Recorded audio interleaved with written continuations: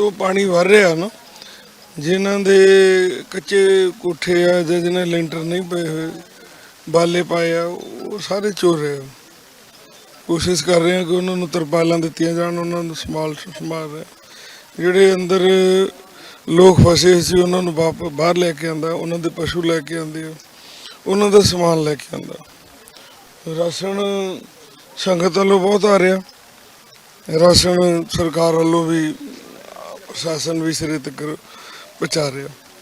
ਤੇ ਉਹਦੇ ਨਾਲ ਧੰਨਵਾਦ ਕਰਦੇ ਅਸੀਂ ਸਮਾਜ ਸੇਵੀ ਜਥੇਬੰਦੀਆਂ ਦਾ, ਜਿਹੜੀਆਂ ਰੈਗੂਲਰ ਇਹਨਾਂ ਹੜ੍ਹਾਂ ਦੇ ਉੱਤੇ ਨਿਗਾਹ ਵੀ ਰੱਖ ਰਹੀਆਂ ਤੇ ਨਾਲ ਨਾਲ ਹੈਲਪ ਵੀ ਕਰ ਰਹੇ ਆ।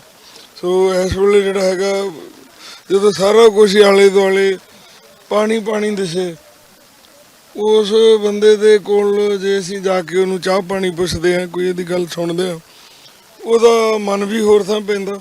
ਉਹਨੂੰ ਧਰਵਾਸ ਵੀ ਦਿੰਦੇ ਹਾਂ, ਕੋਈ ਨਹੀਂ